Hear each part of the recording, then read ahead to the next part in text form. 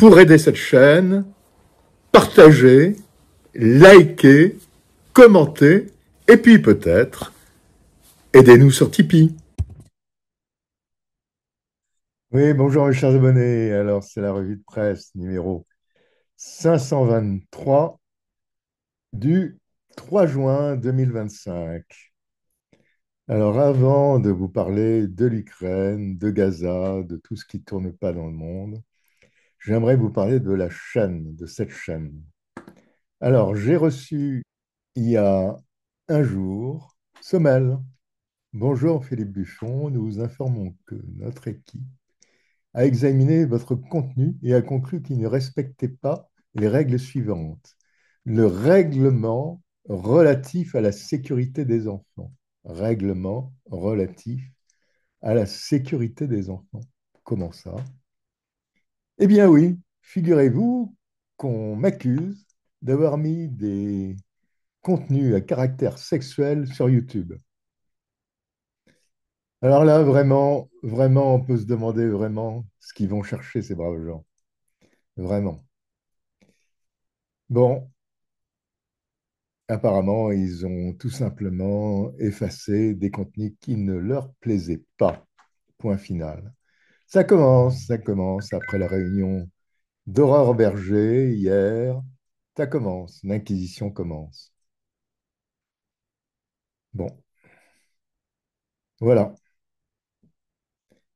Alors, nous allons parler évidemment de l'Ukraine, des négociations qui ont eu lieu hier, et puis de ce qui va se passer.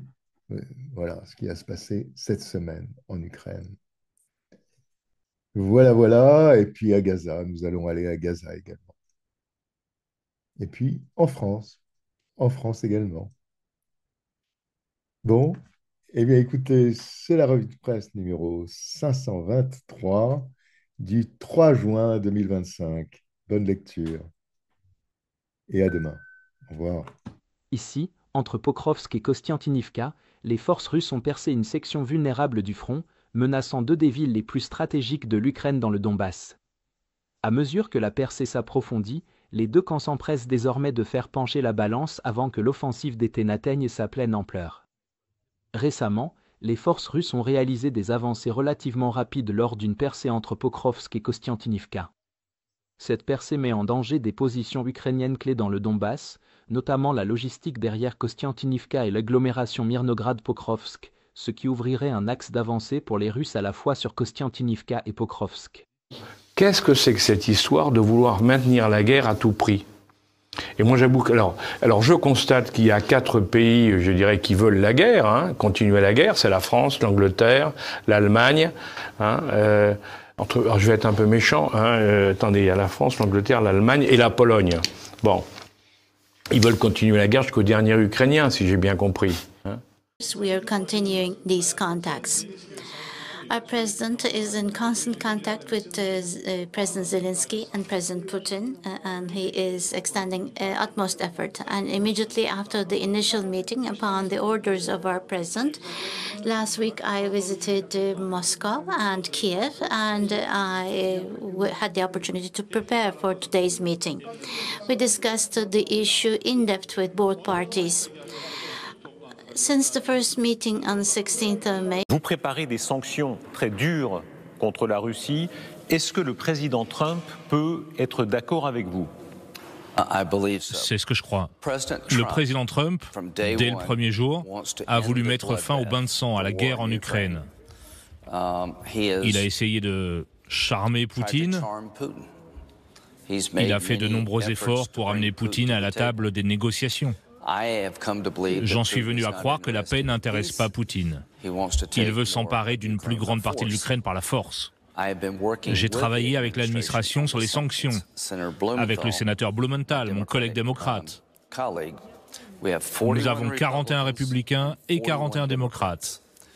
Ce projet de loi imposerait des droits de douane à la Chine, à l'Inde et à d'autres pays qui continuent d'acheter du pétrole russe. La Chine, en achetant du pétrole russe bon marché, alimente la machine de guerre de Poutine. On y retournera la semaine prochaine pour une séance d'information sur l'Ukraine. Numéro 1, la Russie n'est pas en train de gagner la guerre, c'est de la propagande. Ils se préparent à une invasion, une nouvelle invasion en été ou au début de l'automne. Et leurs efforts en faveur de la paix sont bidons. Je pense que ce projet de loi donnera au président Trump les outils dont il a besoin pour faire participer Poutine à la table des négociations. Eh bien bonjour Dimitri, bonjour à tous. Vincent, vous nous dites ce matin que seuls les morts ont la paix en Ukraine. Oui, alors Russes et Ukrainiens sont retrouvés hier à Istanbul pour une deuxième session de négociation directe. Le Kremlin a envoyé un second couteau, l'ancien ministre de la Culture, Vladimir Medinsky, et l'Ukraine, son ministre de la Défense, mais au moins, ils se parlent les yeux dans les yeux. Les Turcs assuraient l'intendance, ça se passait au palais Sirigan, le dernier palais des sultans ottomans. Il est ancré au bord du Bosphore.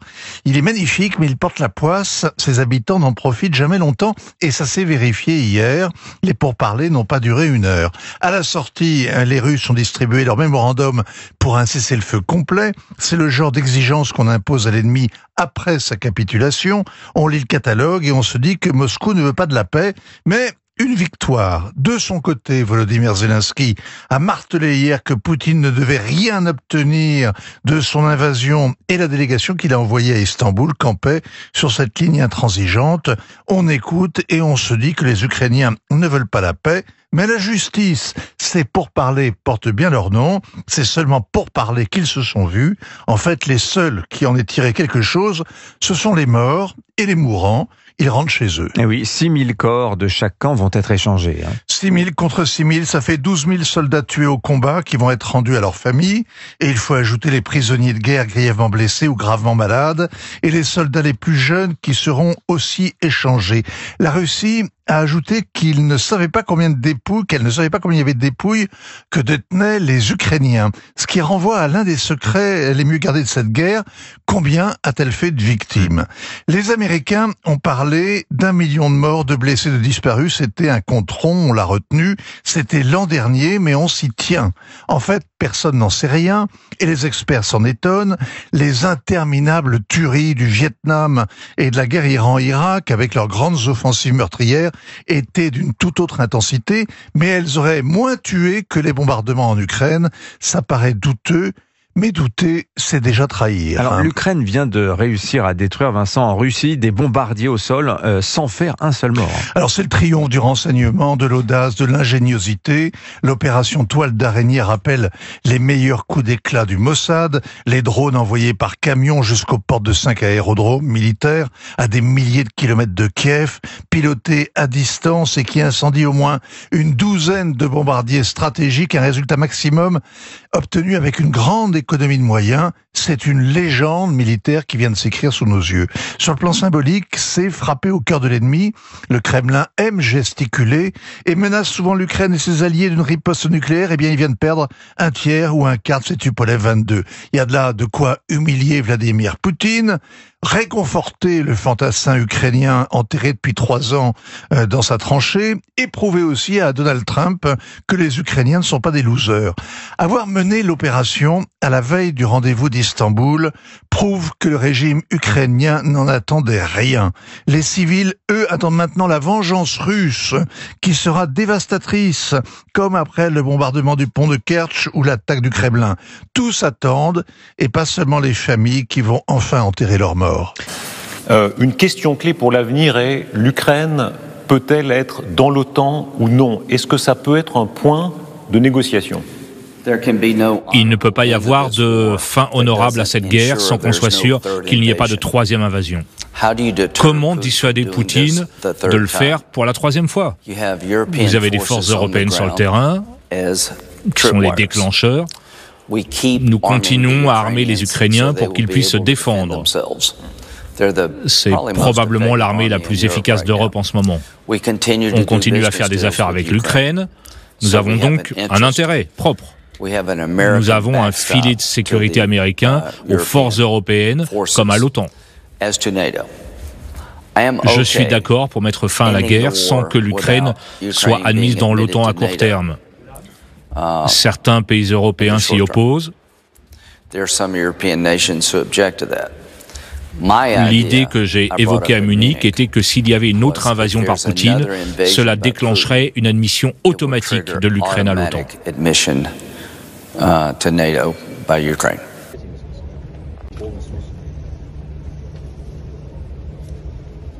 Как видите, здесь не 1,5 миллиона и не 20 тысяч. Тут 339 фамилий. 339. По каждой из них, по каждому из этих имен мы будем отрабатывать. Потому что настоящая цифра на самом деле следующая. За последнее время все подобные заявки рассматривая, все без исключения, наш офис уполномоченного по правам ребенка вернул 101 ребенка. 101. А с украинской стороны вернулось 22 ребенка, потому что там то же самое наши дети могут оказаться в зоне боевых действий и теряют контакт с родителями, как только родители находятся, как только находятся любые законные представители, тети, бабушки, дедушки, сразу происходит воссоединение. Вот этот список, 339 фамилий, это еще раз говорит о том, что из темы похищения детей, к сожалению, украинскими властями устроено шоу, ориентированное на сердобольных европейцев. Знаете, они, видимо, посмотрели фильм «Хвост виляет собака», помните? «Wag the dog». Если вы хотите выщипать слезу, значит, покажите брошенного ребенка, а лучше ребенка с котенком.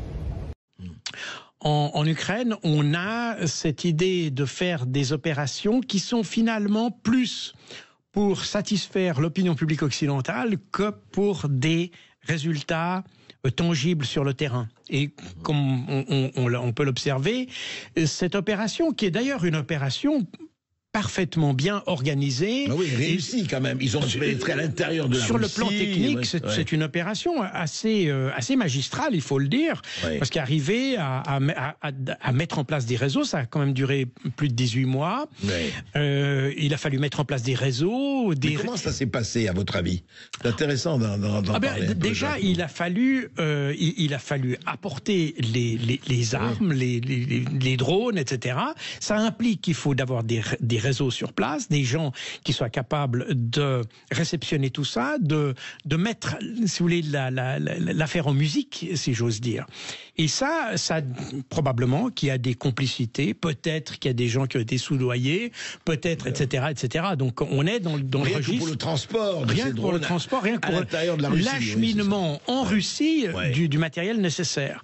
Ce qui n'est pas complètement nouveau, puis je vous rappelle que le premier attentat qu'il y avait eu contre le pont de Kerch en 2022, c'était un camion explosif, d'ailleurs, qui avait explosé sur le tablier du pont.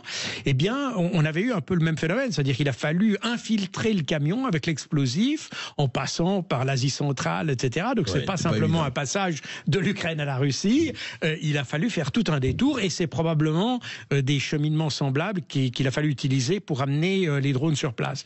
Mais après tout ça, il faut naturellement avoir les containers avec la technologie nécessaire, parce que les drones étaient emmagasinés dans les faux plafonds des containers avec un faux toit qui devait s'ouvrir à un moment donné et qui devait ainsi libérer les drones qui, eux, étaient pilotés depuis l'Ukraine apparemment. Certains disent depuis l'intérieur de la Russie, c'est possible. Toujours est-il que ces drones ont été pilotés à distance. Donc ça veut dire quand même qu'il faut avoir déjà des pilotes. Il n'y a pas d'intelligence artificielle dans cette affaire, donc ça veut dire que chaque drone était piloté par quelqu'un, donc ça veut dire à peu près 150 opérateurs qui étaient en coulisses, donc ça demande quand même un certain degré de coordination. Et puis ils savaient tout l'emplacement des bombardiers, etc. Alors effectivement, ils ont dû, que c'est des appareils, des drones qui filment en même temps où ils sont, donc ça permet de localiser les objectifs, mais il y avait certainement l'assistance d'imagerie satellitaire et des choses comme ça pour localiser exactement l'emplacement des avions. Et puis, il a fallu quand même, finalement, dans la discrétion, sur 18 mois, mais ces derniers jours, il a fallu acheminer les camions jusqu'à plus de 4000 km de la frontière ukrainienne, puisqu'il y a eu 5 bases qui ont été touchées. 4000 km, en fait. La dernière, la plus lointaine, celle d'Amour, qui est Ukrainka, la base aérienne d'Ukrainka, qui est là-bas. Elle est à plus de 4000 kilomètres de la frontière ukrainienne. C'est dans l'oblast de l'Extrême-Orient. Oui. Hein, on est presque sur la côte pacifique. Sur la côte, oui. Donc ça veut dire que il faut avoir aussi la technologie ou la technique pour pouvoir piloter les drones sur cette distance. Ça n'est pas. Oui, et puis la reconnaissance des objectifs, etc. Donc, il a fallu faire ça quand même sur des distances considérables, alors c'est vrai que ça a pris son temps, mais disons techniquement, c'est une opération qui est assez magistrale. Il faut en convenir. Est-ce qu'elle a été efficace partiellement, puisqu'on sait qu'il y a des camions qui n'ont pas fonctionné, ils n'ont pas libéré leurs drones. Il y en a certains qui ont été interceptés par la population, parce que quand les gens ont vu qu'il y avait des drones qui sortaient des containers, eh bien les gens sont intervenus, ont essayé de bloquer le mécanisme. Il y en a certains qui ont essayé d'ouvrir les containers, et là ils ont déclenché un mécanisme d'autodestruction qui a provoqué l'explosion des containers.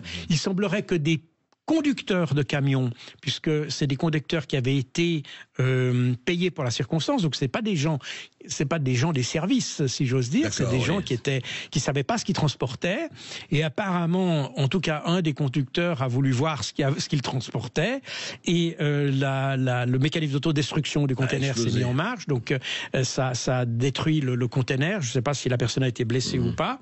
Enfin, voilà, donc il y a eu quand même quelques pannes.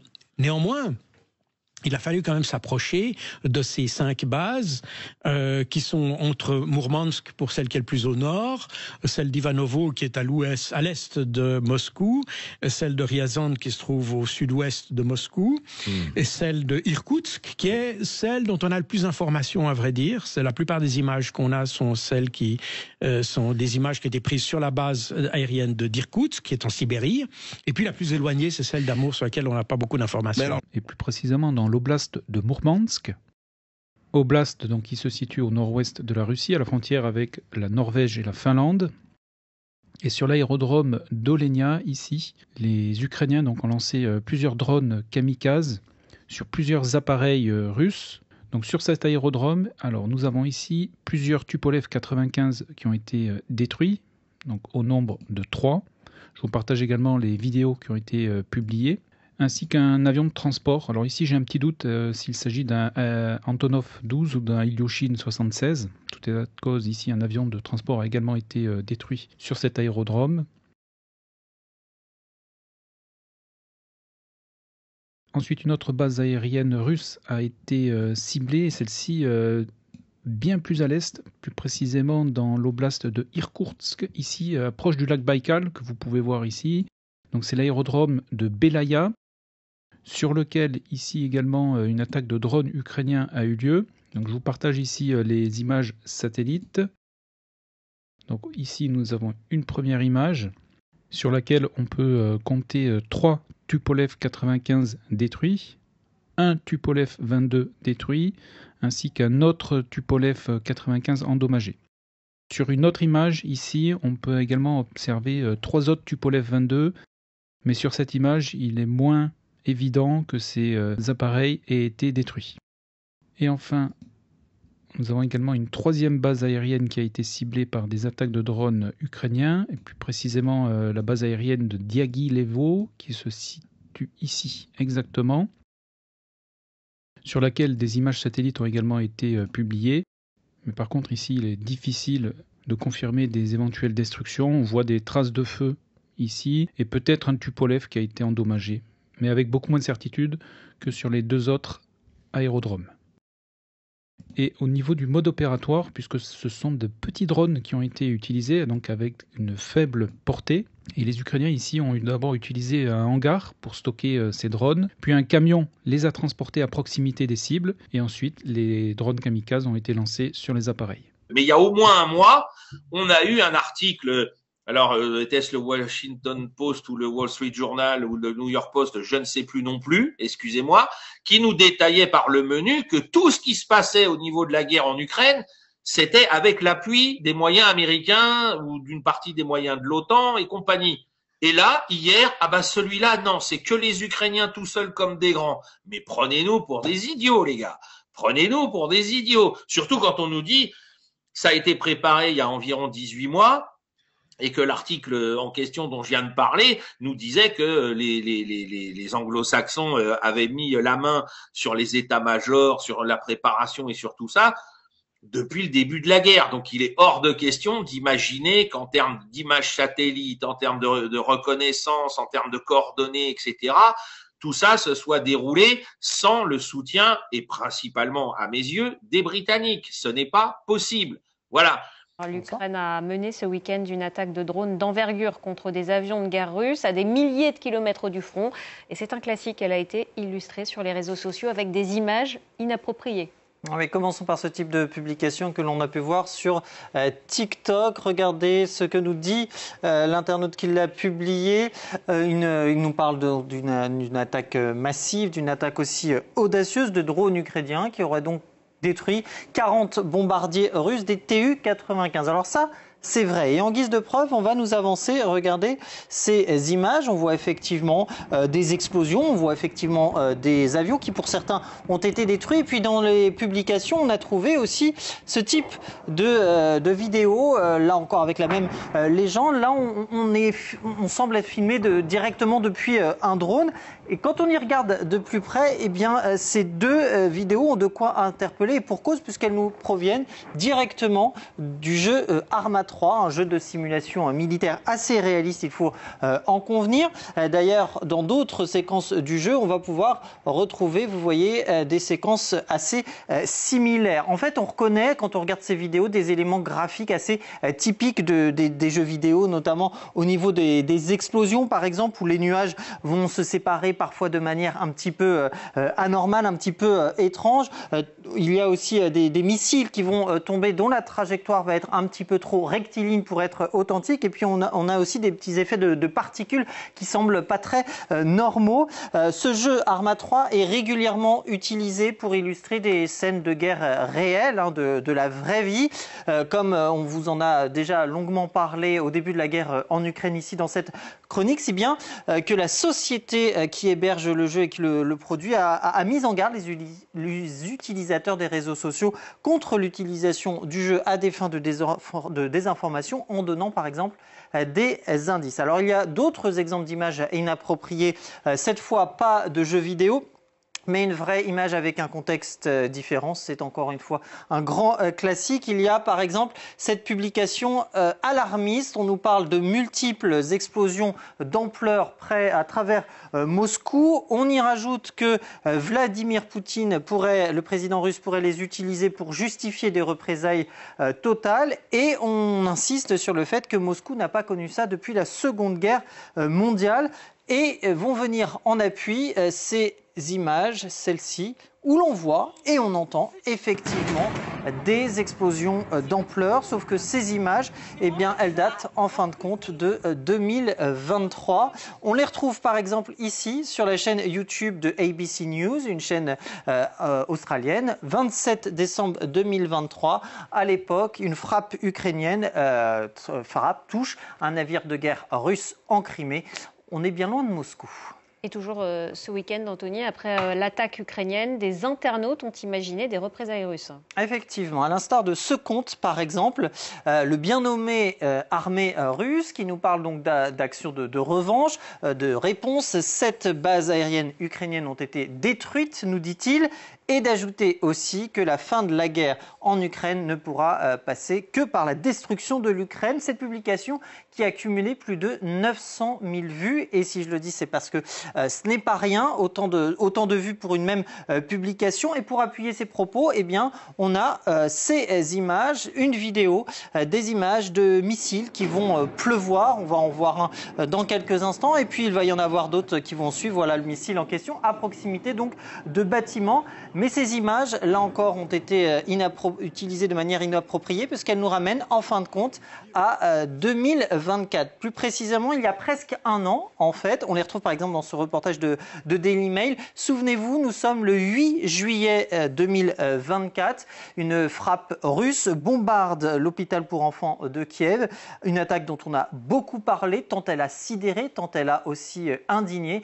Et un bilan dramatique, au moins 38 morts, rien à voir donc avec ce week-end. Il faut bien comprendre que l'Ukraine a finalement dépensé des ressources énormes pour cette opération, y compris de retirer d'ailleurs des agents qui étaient déployés en Ukraine même sur le front, en quelque sorte, pour les déplacer à l'intérieur de la Russie.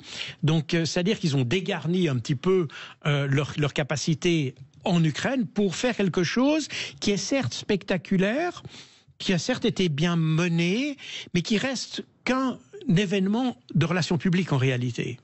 Parce que ça n'a absolument aucun impact sur la situation en Ukraine même.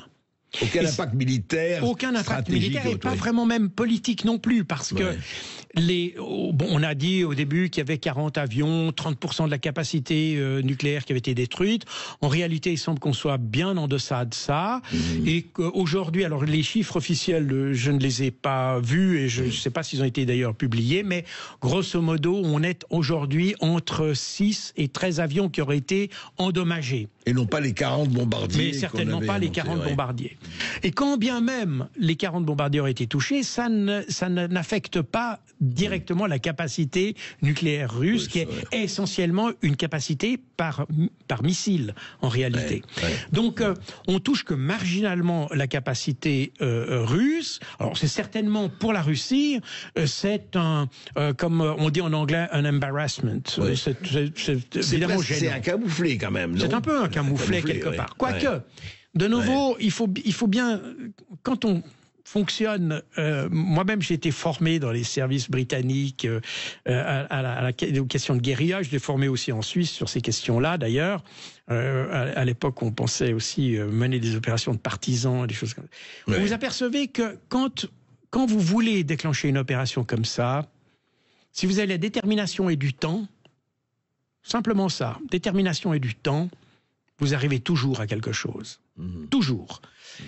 Et d'ailleurs, on voit que même des pays qui sont fortement sécurisés, etc., ont quand même des attentats terroristes et des choses comme ça. Donc, à noter qu'un missile Iskander a frappé un centre d'entraînement ukrainien au nord-est de la ville de Dnipro. Donc nous avons la ville de Dnipro ici. Le centre d'entraînement ici a été bombardé donc le 1er juin, ici, donc exactement. Et enfin, la ville d'Odessa a été attaquée dans la nuit par des Guéranes. Odessa qui est ici.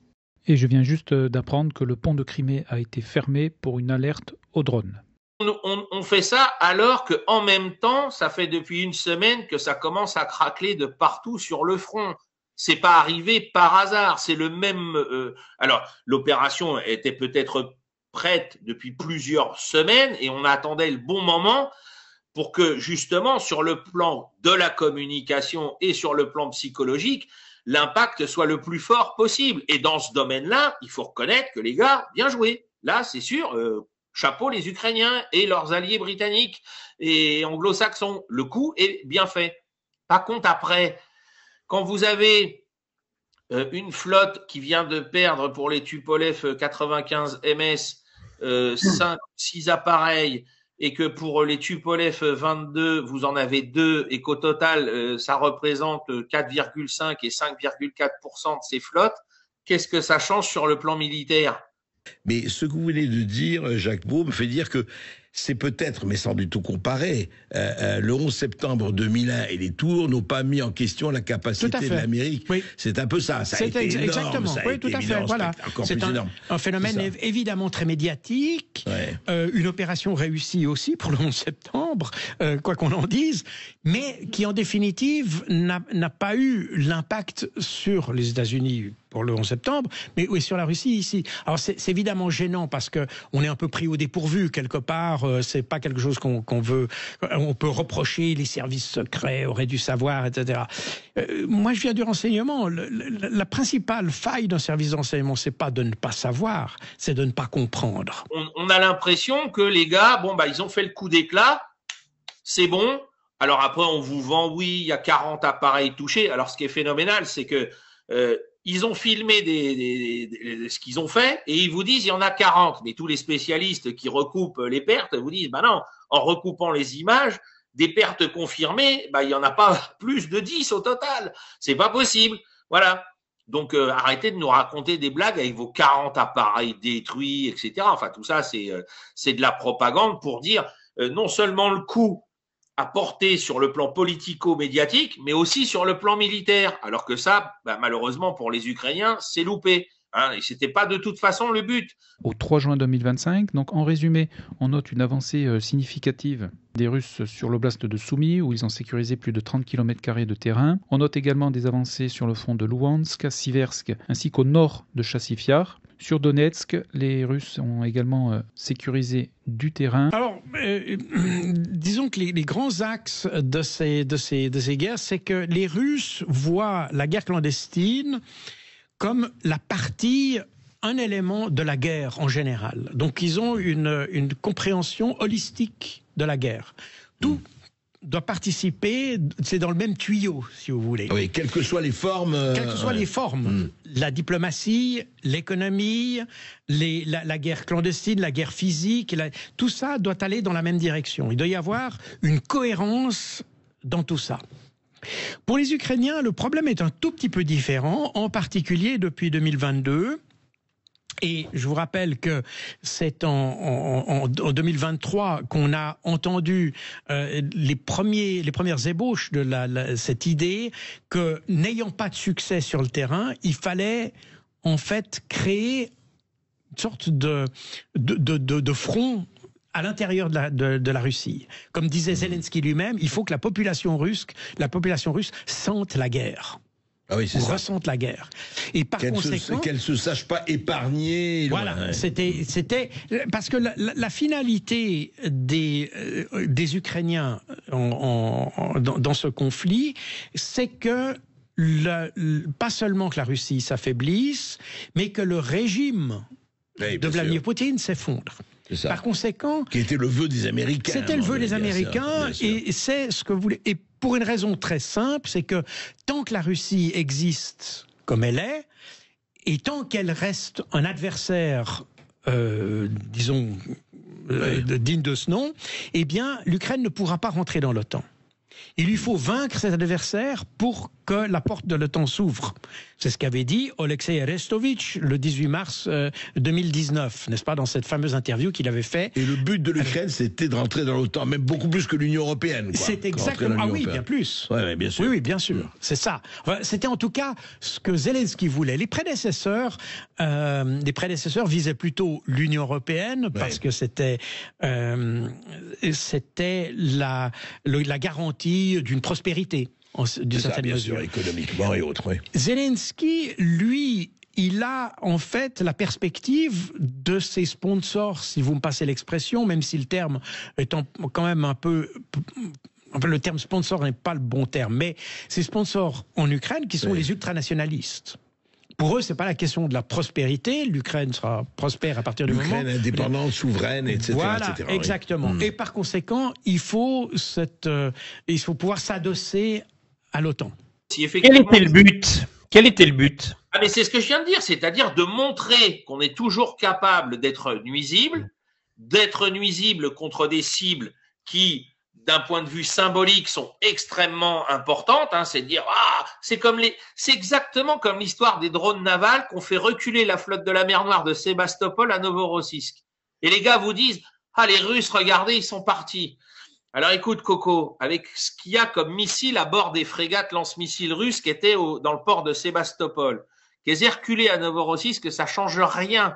La portée des missiles leur permet de frapper encore tout le territoire ukrainien et une partie de l'est de la Pologne, etc. Donc on s'en fout. Les mecs, ils ont reculé parce que oui, ils ont pas envie d'investir des moyens pour se protéger de 3-4 drones navals pour rien. Ils ont d'autres choses à faire de plus important. Donc ils ont reculé leur flotte et continuent de tirer des missiles sur l'Ukraine. Vous pouvez plus l'atteindre parce qu'elle est là dans un endroit qui est inaccessible pour les moyens ukrainiens. Pour l'Ukraine, c'est ça. Il faut affaiblir la Russie. Il faut que son régime s'effondre, en quelque sorte, de telle manière à ce que cette menace russe disparaisse. Mais Jacques Beau, ils n'en sont plus là aujourd'hui. Ils pensent toujours, à votre avis, que le régime russe peut s'effondrer Je pense que c'est devenu... Alors, au départ, c'était par les sanctions. C'est pour ça qu'il y a eu les sanctions massives. Rappelez-vous ce que disait Bruno Le Maire. C'était ça l'objectif, c'est de faire s'effondrer. Mais le système ne s'est pas effondré. Donc, Et il y a eu une réunion, d'ailleurs je cite dans mon ouvrage, il y a eu une réunion à Washington avec les chefs des services secrets ukrainiens et américains, avec la CIA. Ça s'est d'ailleurs passé dans une annexe de la CIA. Pas les Européens n'étaient pas là. C'était entre... Pas ma connaissance, c'était américain et américain. Oui. Et là, les Ukrainiens ont dit qu'ils allaient passer à des stratégies dites asymétriques. Autrement dit, dans le langage courant, ça veut dire passer à des actes de terrorisme, etc. Et c'est là où on a eu les attentats, Crocus et autres, un peu partout. L'hôtel aussi, le fameux hôtel à Moscou, etc. Voilà, oui, exactement. Et il s'agissait là de déstabiliser, de créer en fait une crise politique à l'intérieur de la Russie et de provoquer finalement l'effondrement non pas par l'économie, mais par la politique, en quelque sorte. Et c'est là où ça devient très pervers, parce que ça veut dire qu'on cible la population civile, du coup. N'est-ce pas? Bien sûr. Et vous avez eu les attaques contre Belgorod. Probablement qu'une partie de l'attaque, enfin intellectuellement parlant, une partie de l'attaque sur Koursk avait aussi ça comme arrière-plan. Oui. C'est-à-dire faire montrer à la population russe qu'elle n'était pas à l'abri de la guerre. C'est ça. N'est-ce pas? Faire mal à la population, qu'elle sente le danger. Ouais. Tout à fait. Donc on est dans deux philosophies qui sont très différentes des actions clandestines. Et on voit, les Russes sont très actifs sur le plan clandestin, mais sur le théâtre des opérations ukrainiens. Ouais. Pas. Donc eux, ils encouragent des mouvements de résistance, des choses comme ça. Et vous avez effectivement en Ukraine, alors évidemment nos médias n'en parlent pas beaucoup parce que ça montrerait exactement l'inverse de ce qu'on voulait montrer au début du conflit. Je vous rappelle que quand la Russie a déclenché son opération militaire spéciale, on disait qu'il allait y avoir une résistance ukrainienne et puis que les Russes... En fait, cette résistance, il y a eu quelques poches de résistance, je les mentionne dans mon livre, mais elles ont très rapidement disparu.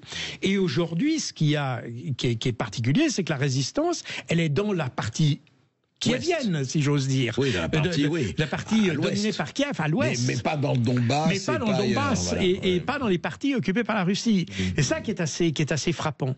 Et que cette résistance contre Kiev, dans les parties de l'Ukraine qui sont sous contrôle de Kiev, elle est d'une part animée par les Russes et soutenus par des forces spéciales russes, etc., qui sont aussi là, mais aussi par les Ukrainiens maintenant.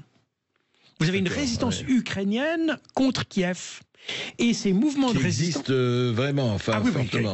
Oui, tout à fait. Ouais. Ils mènent des actions régulières contre, par exemple, les wagons de munitions qui viennent de Pologne et qui amènent la munition vers le front. Eh bien, vous avez des attentats tout proches de la frontière polonaise, d'ailleurs. Le chef d'état-major de l'armée de terre a démissionné? Pardon? Mais c'est ça l'événement du week-end, bande d'imbéciles. Le grand événement du week-end pour savoir comment va l'Ukraine, c'est pas de savoir si elle a réussi un raid contre des bases aériennes russes dans l'extrême-orient russe, c'est de savoir pourquoi le chef d'état-major de l'armée de terre a démissionné. Comment ça se fait, ça?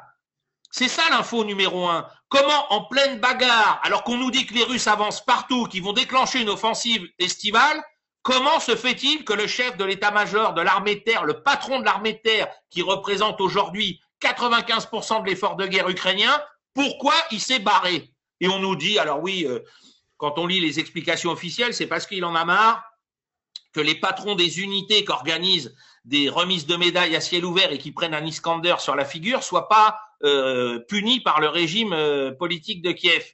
Alors ça, mes amis, ça c'est comme Retailleau avec les violences du Paris Saint-Germain. C'est l'ensauvagement de la société, madame. Ouais, c'est ça, tiens, mon œil. Ça veut dire qu'il y a quelque chose de bien plus grave qui se passe au sein de l'armée ukrainienne pour que le chef d'état-major de l'armée de terre dise sous ce prétexte-là. Alors c'est sûr, ça tombe bien. Il y a encore une frappe à Soumy il y a quelques jours, où il y a encore des types qui étaient en train de décorer d'autres gars puis qui sont partis en fumée. Bravo encore une fois. Mais venir nous servir que c'est juste à cause de la réitération de ce genre de choses qui n'aboutit pas à des sanctions des officiers responsables, moi je n'y crois pas une seule seconde. Doit y avoir quelque chose de bien plus grave. Et surtout, moi j'ai appris l'information, quelqu'un sait qui l'a remplacé, parce que je cherche encore. Parce que la question, là, depuis donc c'est arrivé, c'était quoi, samedi ou vendredi, il y a un pilote dans l'avion à la tête de l'armée ukrainienne au niveau de l'armée de terre aujourd'hui? Qui est à la tête de l'armée de terre ukrainienne aujourd'hui? Qui? Parce que je rappelle, Syrski, c'est le patron, c'est le chef de l'état-major général de toutes les forces armées ukrainiennes. Mais qui commande l'armée de terre ukrainienne depuis samedi? Qui? J'aimerais bien le savoir. On a aujourd'hui une résistance qui s'organise, et ça, c'est davantage dans la perspective des services secrets russes, si vous voulez. Donc on appuie de leurs opérations militaires. Mais ils vont pas s'amuser, tout ce qu'on a vu et ce qu'avait cité Emmanuel Macron, qui avait eu par exemple des opérations de rackets ou de ransomware, donc des rançons sur des hôpitaux quelque part en France. Les Russes s'amusent pas à ça. Et les combats se poursuivent entre la Russie et l'Ukraine après les pourparlers de paix de lundi. Le ministère russe de la Défense a déclaré que les forces russes avaient frappé les ateliers de production de drones ukrainiens, ainsi que les dépôts de munitions ukrainiens et des troupes ukrainiennes dans plus de 150 zones au cours de la journée écoulée. Il a également indiqué que 2 missiles de croisière Storm Shadow et 316 drones ukrainiens avaient été abattus. Les systèmes de défense aérienne de l'Ukraine ont abattu 52 cibles aériennes dans l'Est, le Sud et le Nord. Les bombardements et les attaques de drones ukrainiens ont provoqué des coupures d'électricité sur le territoire contrôlé par la Russie, dans les régions de Zaporijjia et de Kherson, dans le sud de l'Ukraine. Les responsables affirment que les opérations n'ont pas été affectées à la centrale nucléaire de Zaporijjia, la plus grande installation nucléaire d'Europe. Le conflit ukrainien a cette particularité. Dans toutes les guerres, il y a eu de la guerre psychologique, il y a eu de la propagande, il y a eu des désinformations, etc. La particularité de ce conflit, c'est que la guerre de l'information ou la guerre de l'influence a pris une place centrale du conflit. Centrale, oui. Centrale, oui, parce que, et en tout cas centrale du point de vue occidental barre Ukraine. Pourquoi? Parce que, eh bien, très rapidement, de nouveau, il faut bien suivre les événements, il faut comprendre ce que disent les événements.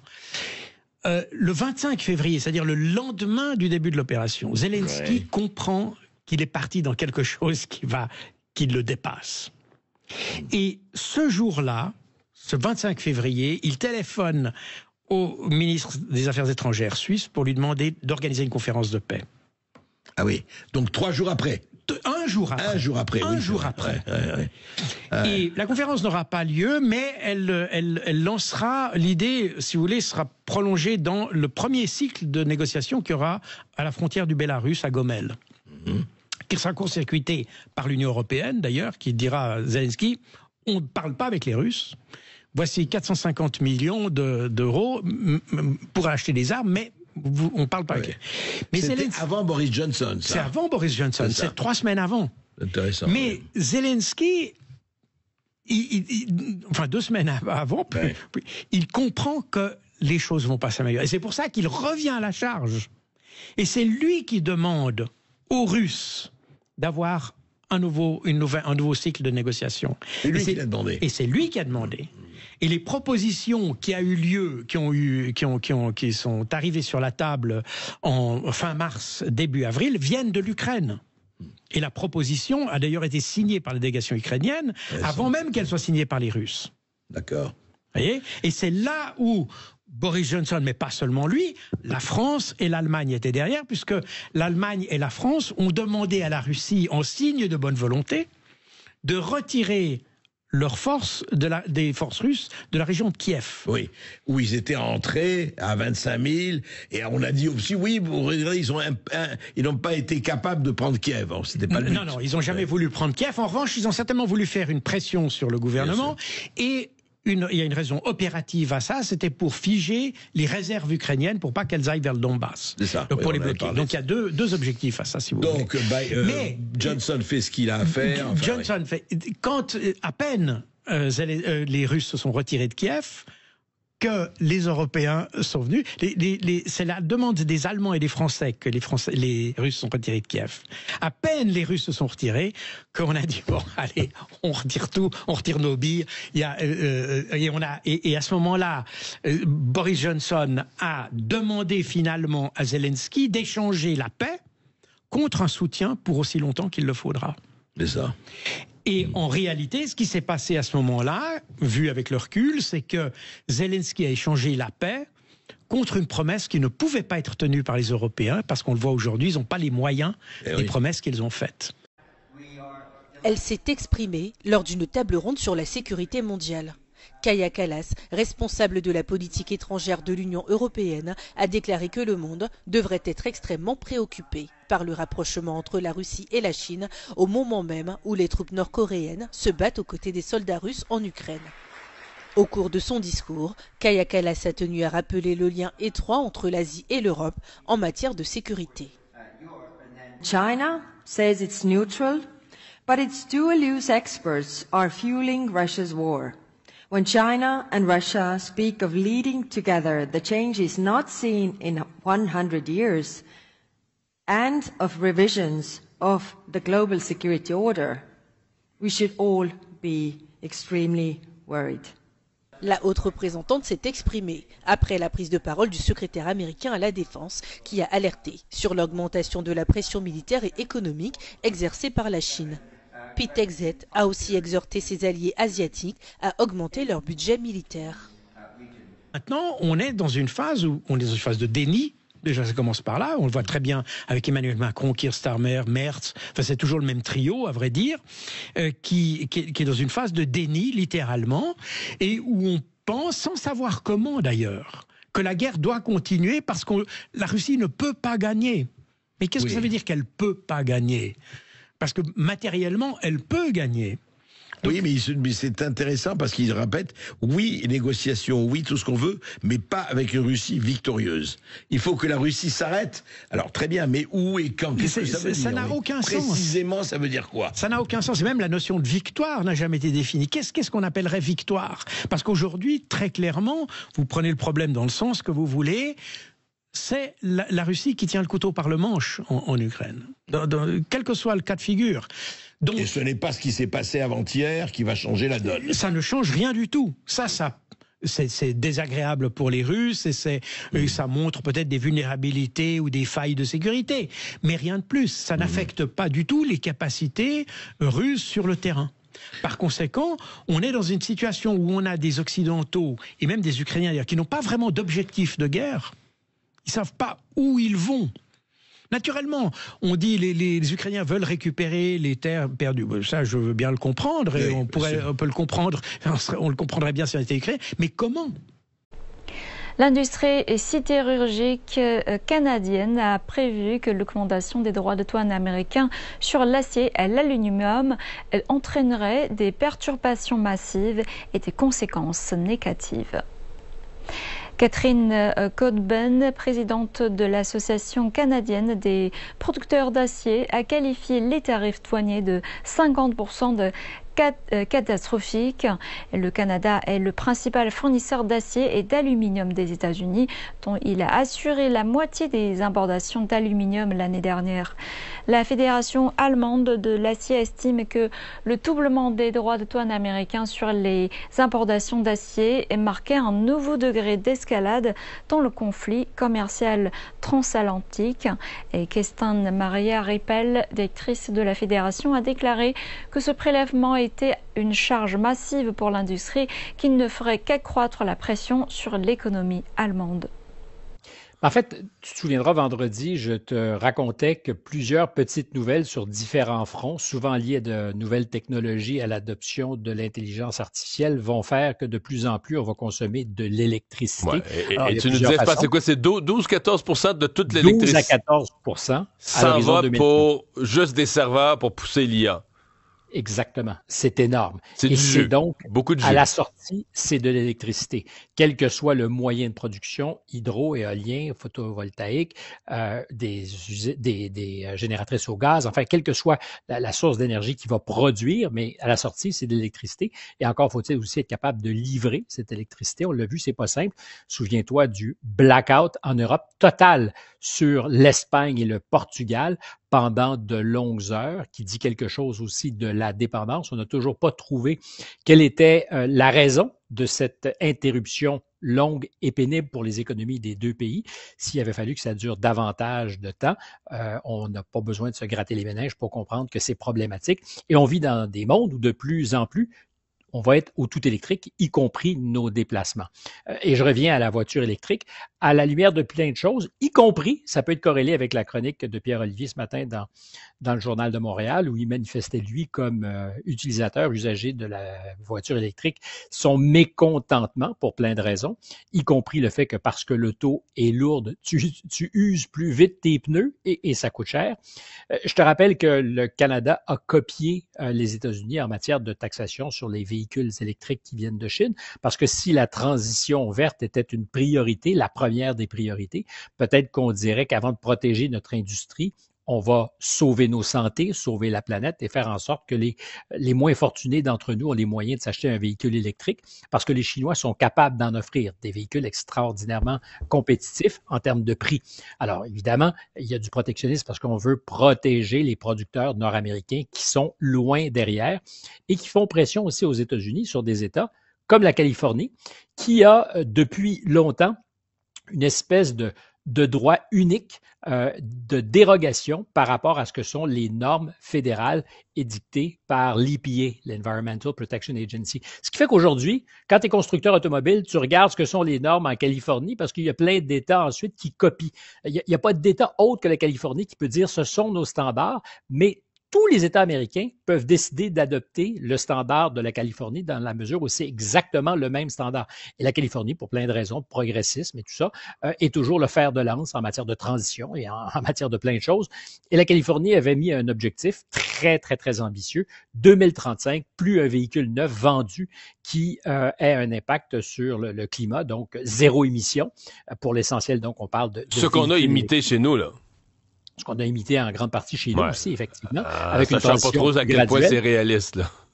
On ne sait pas jusqu'à quel point c'est réaliste. Et la vraie question, c'est est-ce qu'on a la puissance des réseaux pour fournir la demande? De mémoire, je fais attention, il me semble qu'en janvier ou février 2023, il y a l'École polytechnique à Montréal qui rendait une étude publique dans laquelle il disait que s'il avait fallu ou il fallait qu'aujourd'hui, l'essentiel du parc automobile au Québec soit électrique, ben en fonction de ce que nous avons comme capacité, comme puissance, c'est l'expression qu'on doit employer, dans des pics d'hiver où la demande d'électricité est très forte, on ne pourrait pas alimenter une partie importante de ces véhicules avec ce qu'on imagine de conséquences sur le transport des gens, transport des marchandises, parce que les marchandises, c'est le train, mais c'est aussi beaucoup les camions pour les livraisons.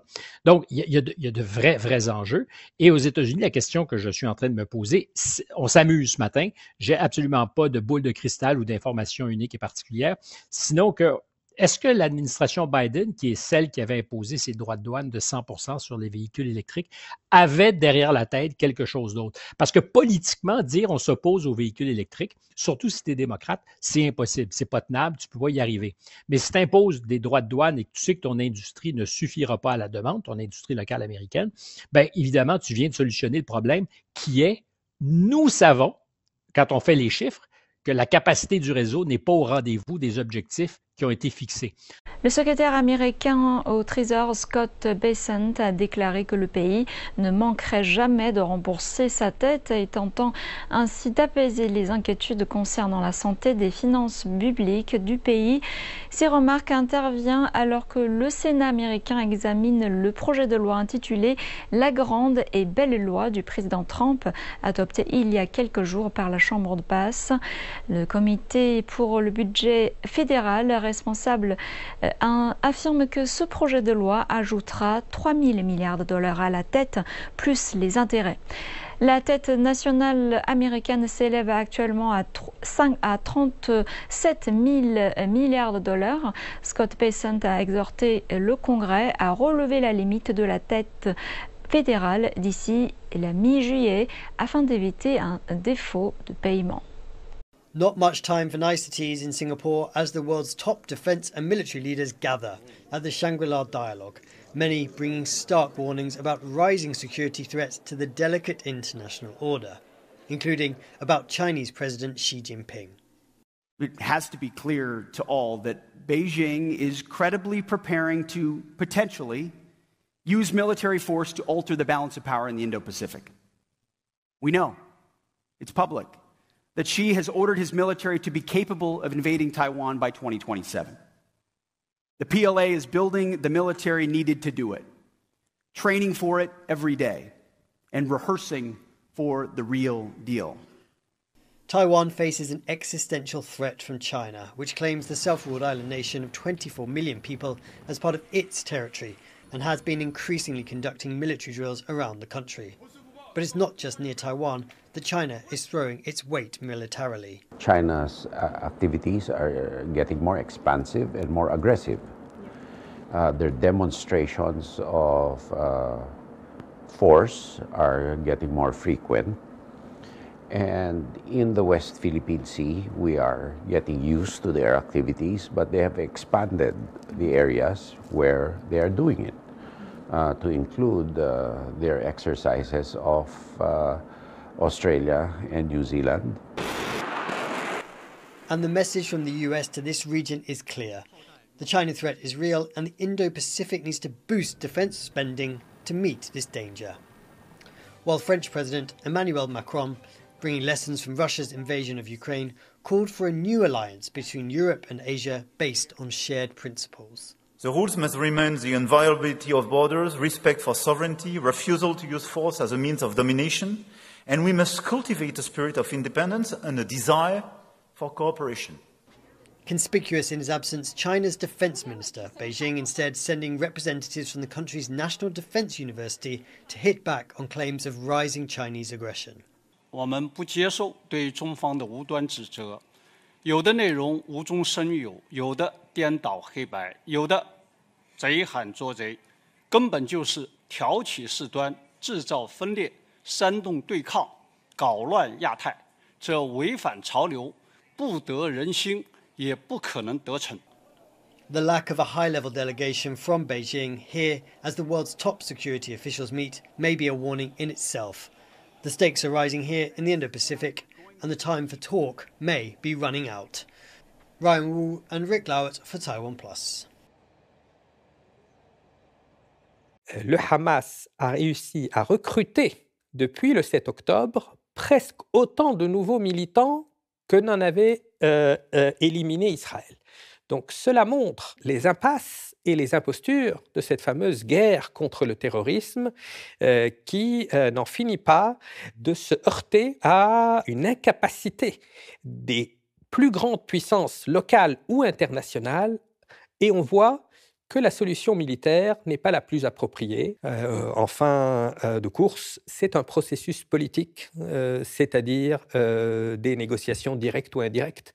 Et les États-Unis en Afghanistan avaient fini, 20 ans après avoir envahi l'Afghanistan en 2001, par demander au Qatar de négocier avec les talibans. Et c'est Trump lui-même qui avait validé cette idée. Et on avait dialogué avec les talibans. Et aujourd'hui, on retrouve les talibans au pouvoir et les femmes afghanes dans une situation encore plus dramatique, alors qu'en 2001, les médias occidentaux nous avaient vendu cette guerre comme une guerre pour libérer les femmes afghanes de la tyrannie. Donc le temps est venu pour les intellectuels occidentaux, pour les médias occidentaux, de regarder enfin cette partie du monde avec des œillères différentes, ou plutôt de faire tomber les vieilles œillères, les prismes déformants. Le temps est venu de réaliser qu'il y a dans cette partie du monde des êtres humains de chair et de sang qui ont les mêmes aspirations que les autres, qu'il y a une universalité de l'aspiration à la dignité, comme m'avait dit Edgar Morin après les révolutions de 2011, et d'arrêter de percevoir tout le monde musulman, du Maroc jusqu'à l'Indonésie, l'Afghanistan, comme un bloc homogène qui serait défini uniquement par les ressources pétrolières, l'islam, le despote oriental, tous ces vieux fantasmes. Il y a des populations dans cette partie du monde qui ont été victimisées par leurs propres dirigeants, par les autoritarismes locaux, mais aussi par des interférences étrangères qui n'ont jamais cessé depuis plus d'un siècle. Rencontre de haut niveau au Caire, en Égypte, entre les dirigeants iraniens, égyptiens et de l'Agence internationale de l'énergie atomique. Lundi, les discussions ont porté sur le programme nucléaire de Téhéran, accusé par l'AIEA d'augmenter encore son stock d'uranium enrichi, proche du niveau d'armes.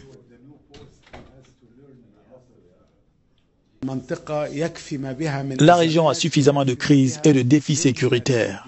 Et ce qui nous intéresse ici, c'est ce dossier nucléaire iranien. C'est pourquoi nous rejetons totalement toute escalade et toute incitation à l'option militaire. Et nous soulignons une fois de plus l'importance d'une solution pacifique et l'importance de ne pas provoquer d'escalade dans la région afin d'éviter des conséquences indésirables et d'éviter d'entrer dans un état de chaos prolongé dont personne ne pourra s'échapper. Le dernier rapport de l'AIEA indique que l'Iran a enrichi à 60% son uranium, le seuil d'armes étant de 90%. Nous savons qu'il y a une escalade de la tension ici. Samedi, j'ai publié un rapport complet détaillant certains des domaines où il est nécessaire d'obtenir plus de transparence, mais parallèlement à cela, et c'est très important, il y a des négociations.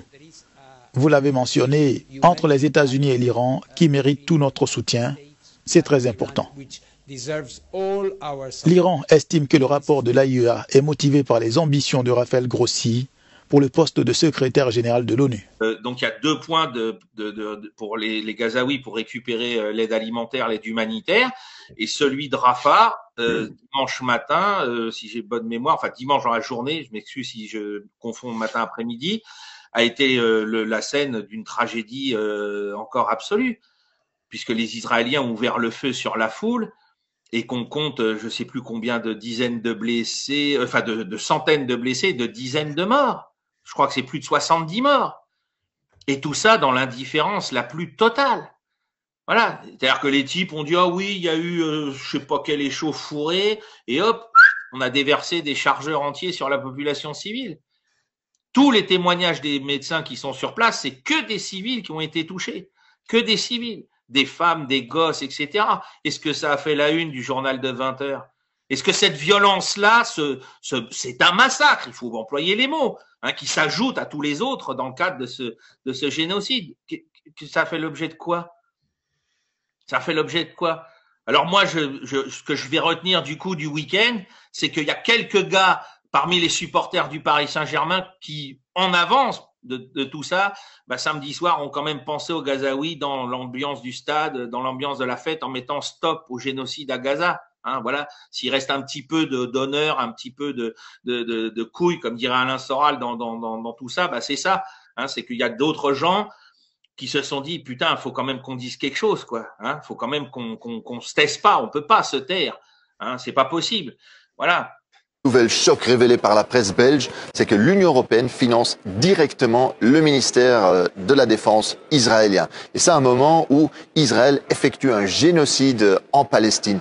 C'est incroyable. Sur base d'une analyse de 921 projets, en fait, ils sont arrivés à la conclusion que l'Union européenne finance la plus grande industrie militaire israélienne, Israeli Aerospace Industries, mais aussi l'entreprise publique de l'armement israélienne, Rafael Advanced Defense Systems, et même directement le ministère de la Défense israélien. Imaginez-vous. On a déjà posé la question à la Commission européenne. Hein. Ce projet Horizon, donc c'est un projet de financement de la recherche, du développement. Qu'est-ce que vous faites de ça? Pourquoi est-ce que vous financez des choses en Israël? Ils disent oui, mais c'est des choses uniquement civiles, ne vous inquiétez pas.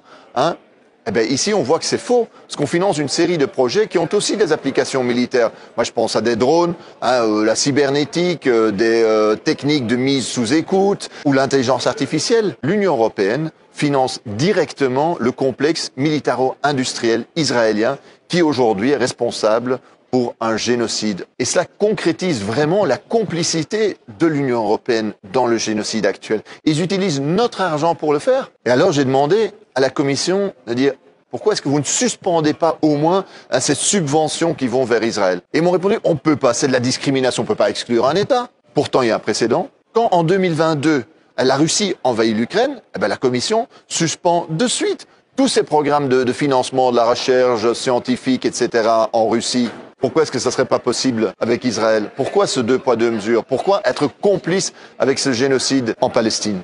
Il faut agir aujourd'hui. Il faut suspendre immédiatement l'accord de partenariat privilégié, l'accord d'association avec Israël et tous ces fonds, tous ces financements, recherche, développement en Israël qui nous rendent aujourd'hui complices, qui aident en fait l'État israélien à coloniser, à occuper et à tuer en Palestine. L'Égypte se joint aux efforts de médiation arabes et européens visant à négocier un nouvel accord sur le nucléaire iranien avec les États-Unis.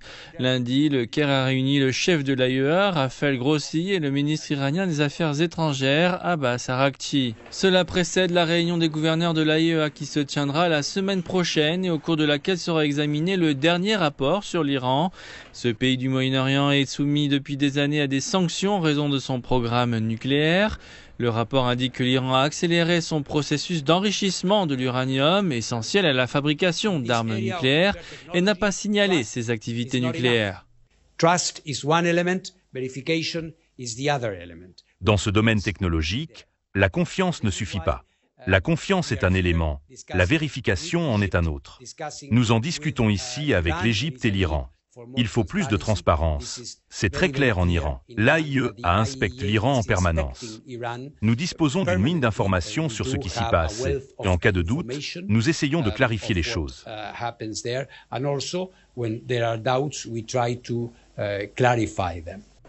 Araghchi, quant à lui, a accusé le rapport de l'AIEA d'être politisé et basé sur des informations trompeuses. Le haut diplomate iranien a souligné que son pays rejetterait tout accord qui le priverait de l'enrichissement de l'uranium, un processus qui est également nécessaire au développement de technologies nucléaires non agressives telles que la production d'énergie, les applications médicales, l'agriculture et les processus industriels. L'enrichissement de l'uranium est une grande réussite et une fierté scientifique pour les Iraniens. C'est un droit fondé sur le droit international. Nous rejetons les armes nucléaires. Nous n'aspirons pas à en acquérir. Si l'objectif est de priver l'Iran de toute pratique nucléaire pacifique, nous ne parviendrons pas à un accord. Nous voulons une région exempte d'armes nucléaires. La partie qui possède des armes nucléaires et qui menace de les utiliser est l'entité sioniste. Les réserves d'uranium enrichi de l'Iran sont estimées à 45 fois plus que ce qui avait été convenu dans un accord de 2015 avec les États-Unis. Abbas Araghchi et Raphaël Grossi ont également rencontré le président égyptien Abdel Fattah el-Sisi qui a mis en garde contre toute escalade avec l'Iran. L'Égypte estime que le Moyen-Orient ne peut pas supporter une nouvelle escalade militaire qui pourrait entraîner la région dans ce qu'elle appelle une guerre totale. Pendant des décennies, les relations entre l'Égypte et l'Iran ont été tendues. Récemment, les deux pays ont entamé une période de rapprochement, échangeant des visites officielles, dont celle du président iranien Massoud Pezeshkian en décembre. So it's Sunday, it's the 1st of June. It's about 10:30, 11 in the morning. I'm in the emergency department at the NASA complex. We've had a shooting at the GHF aid distribution center near Rafah. A lot of the injured people were taken to the local field hospitals. We think to ICRC, but we have had an extortionate amount of people come through the door. At the moment, the locals are quoting anything from 200 to possibly 100 injured people. These are all gunshot wounds. And as you can see behind me, we've got all the bays are full and they're all gunshot wounds. It's absolute carnage here and there are even more people in the main emergency department. Alors on apprend quand même que alors aujourd'hui les négociations avec l'Iran et les États-Unis semblent au point mort, parce qu'on voit bien se déployer du côté d'Israël toutes les choses trappes possibles pour éviter que cette question soit réglée dans un sens positif et donc offrir à Netanyahou encore les moyens de se maintenir au pouvoir. Mais on espère quand même que la situation globale au niveau international et l'isolement dans lequel se trouve Israël aujourd'hui va finir par faire plier la situation parce que c'est plus possible, c'est plus possible. Et puis là, on est le 3 et on a une pensée pour notre ami Youssef Indy qui va être donc dans les bureaux de la police aujourd'hui pour répondre de je ne sais quoi par rapport à la dénonciation de tout ça. Voilà. Puisque tu parlais là de la réunion avec Aurore Berger hier, n'oublions jamais que ce qui nous pend au nez à tous, c'est ce genre de choses, ce qui s'est passé pour TVL avec la suspension de leur compte bancaire et compagnie, parce qu'on dit simplement qu'on en a marre de ce qui se passe à Gaza et qu'on pointe du doigt la responsabilité d'Israël dans tout ça. Et que parmi les gens qui le font aujourd'hui, combien de juifs, combien d'israéliens, combien de gens, comme dit l'Église, de gens de bonne volonté. Hein, donc faut en finir avec tout ça, c'est plus possible. Ce n'est plus possible. Et ce 2 poids 2 mesures entre l'Ukraine et compagnie, et puis là, encore une fois, hein, c'est tout le Roland du week-end, tout ce racisme anti-arabe, anti-peuple, hein, toute cette haine de classe qui suppure de tout ça, hein, moi ça m'écoeure, ça m'écoeure. Oui, il y a des lumpen prolétariats, oui, le pouvoir les a toujours utilisés, et oui, le football a fait toujours partie de ces choses-là, mais c'est pour toujours servir ses intérêts. Donc restons focalisés sur l'essentiel, hein, cette banderole Stop le génocide à Gaza, et parlons de ce qui s'est passé à Rafah dimanche et de ce qui risque de se repasser si on n'arrête pas ce qui se passe là-bas une bonne fois pour toutes.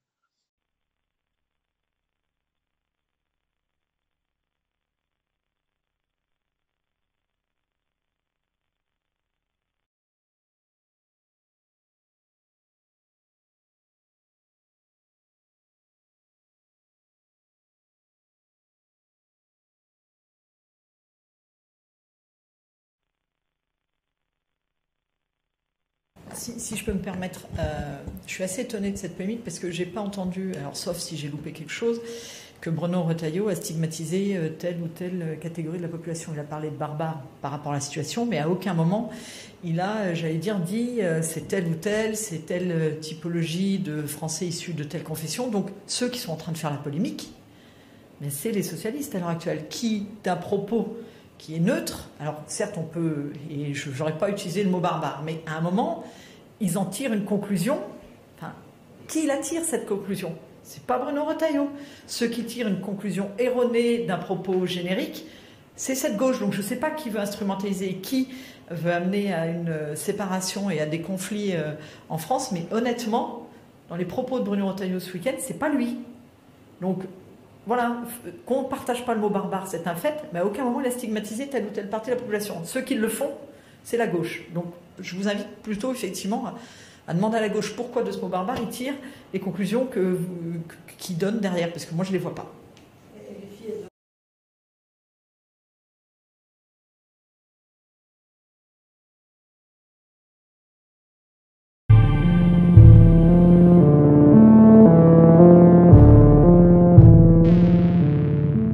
Alors, pour aider cette chaîne, partagez, likez, commentez, et puis peut-être, aidez-nous sur Tipeee.